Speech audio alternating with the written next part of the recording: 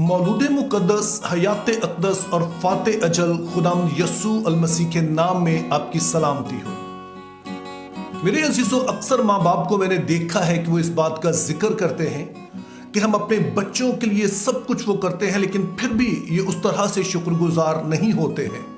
उसकी वजह ये होती है कि बच्चे जब पैदा होते हैं तो वो देखते हैं कि माँ बाप उन्हें मुहैया करते हैं और उन्होंने इसको फॉर ग्रांटेड ले लिया और वो सोचते हैं कि ये एक नॉर्मेलिटी है कि गालिबन सभी के साथ ऐसा ही होता है।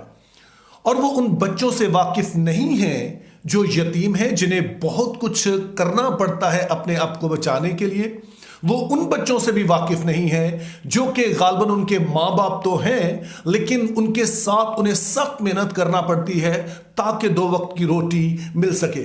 और शायद वो उन बच्चों से भी वाकिफ नहीं है जो घर से आवारा हो जाते हैं, उन्हें अगवा हो जाते हैं, दूर हो जाते हैं, उनकी भी सारी जिंदगी से वाकिफ नहीं है। तो इस वजह से जो कुछ भी होता है वो सिर्फ चंद बच्चों दूसरों को देखते हैं कि सबके साथ ऐसा ही होता है। लेकिन जैसे जैसे हम जवान होते हैं, खास उम्र को पहुंचते हैं, तो फिर हमें दरअसल उन सारी बातों का एहसास होना शुरू होता है, खास तौर पर जब हम खुद माँ बाप बनते हैं कि किस तरह से हमारे लिए वो सब कुछ किया गया है। लेकिन ये वाला मसला सिर्फ बच्चों के साथ नहीं है, बल्कि बहुत सारे मसीही ईमानदारों का भी है, जो हम ये तो देखते हैं कि खुदा ने उन्हें निजात दी, लेकिन शायद वो उस तरह से शुक्रगुजार नहीं होते हैं। और उसकी वजह यह है कि वो दूसरे मज़हब से वाकिफ नहीं है कि जहां पर लोगों को अपनी निजात कमाना पड़ती है। बहुत सारी ऐसे रसूमात को हम जानते हैं दीगर मज़हब की कि जब लोग रियाजत करते हैं, वो अपने एक टांग पर कई कई महीने किसी दरिया में किसी जगह पर वो खड़े होते हैं, वो बियाबान में चले जाते हैं, भूखे रहते हैं, अपने आप को जो है वो जख्मी करते हैं और कई कुछ करते हैं ताकि किसी तरह से उन्हें मुक्ति मिल जाए। और दीगर मज़हब है जहां पर ये सब कुछ तो शायद नहीं करना पड़ता, लेकिन उनको भी हम देखते हैं कि कई कुछ ऐसी रसूमात अदा करना पड़ती हैं, बहुत सारा गालिबन उन्हें खर्चा भी करना पड़ता है ताकि किसी तरह से उन्हें जो है नजात, जिसको हम नजात कहते हैं, वो मिल सके। हम में से अक्सर नहीं जानते हैं कि मसीही दुआ किस कदर बड़ी बरकत है। उसकी वजह यह है कि हमने बाकी मज़हब को नहीं देखा है। तो मेरा अपना एक तजुर्बा है कि एक जगह पर हम किसी किराए के घर में रहते थे और फिर हमारे जो वहां पर मालिक मकान थे वो गैर मसीही थे। उनको पता था कि मैं दुआ करता हूं और एक दिन उन्होंने मुझे बुलाया कि उनका कोई मसला था कि हमारे लिए दुआ करें। और जब मैं दुआ कर चुका तो उनकी एक बेटी कहने लगी कि हमने पहली दफा महसूस किया है कि खुदा जो है वो सुन रहा है। जिस तरह से आप दुआ करते हैं हमसे इस तरह से नहीं हो पाती है, कि हमें लग रहा था जब आप दुआ कर रहे हैं कि खुदा इस दुआ को जरूर सुनेगा। और उसकी वजह यह थी कि उनके पास गालिबन वो दलेरी नहीं होती है जो कि हमारे पास है।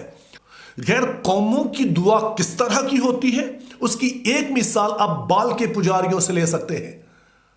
इन आयात पर गौर कीजिए और जरा देखिए कि जब यीशु मसीह ने दुआ हमें करना सिखाई तो उससे पहले तक दुआ का एक क्या नजरिया जो था वो पाया जाता था। और दोपहर को ऐसा हुआ कि एलिया ने उनको चिढ़ा कर कहा, बुलंद आवाज से पुकारो, क्योंकि वो तो देवता है। वो किसी सोच में होगा, या वो खिलवत में है, या कहीं सफर में होगा, या शायद वो सोता है। सो जरूर है कि वो जगाया जाए।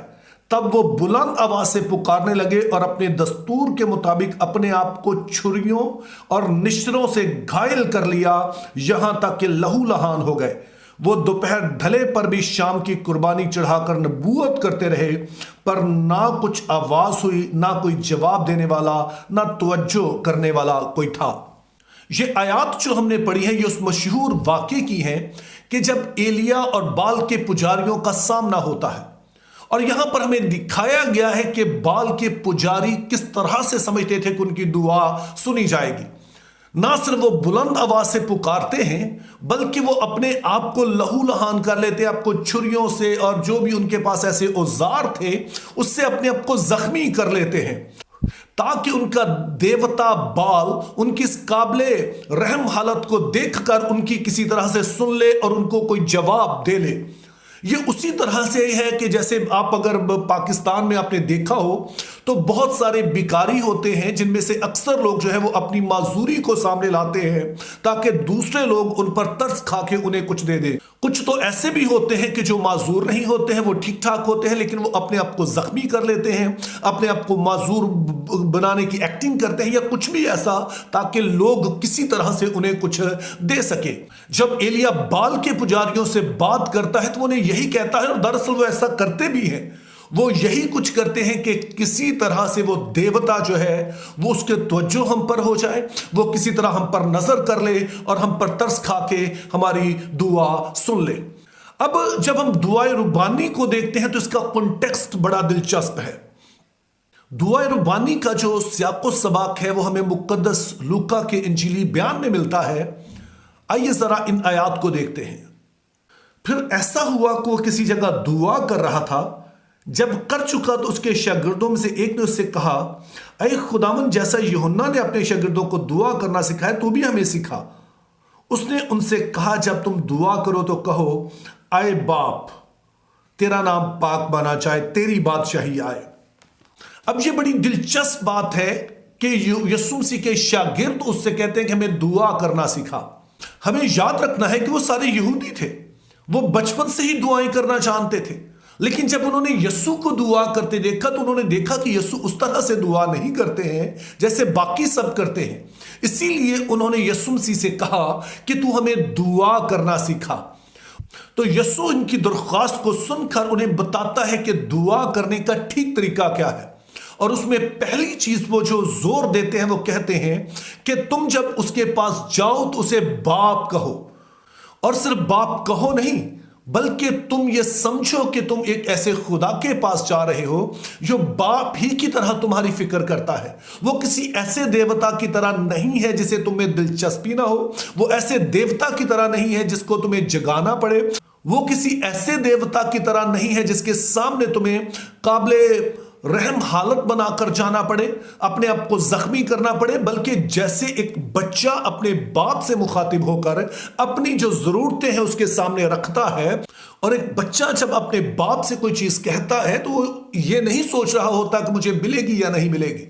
उसको पता होता है कि जो मेरी जेन्युइन जरूरत है वो तो इसे पूरी करनी ही है, और वो उस पर भरोसे का इजहार करता है और अपने जो उसे चाहिए उसका जिक्र उसके सामने वो करता है।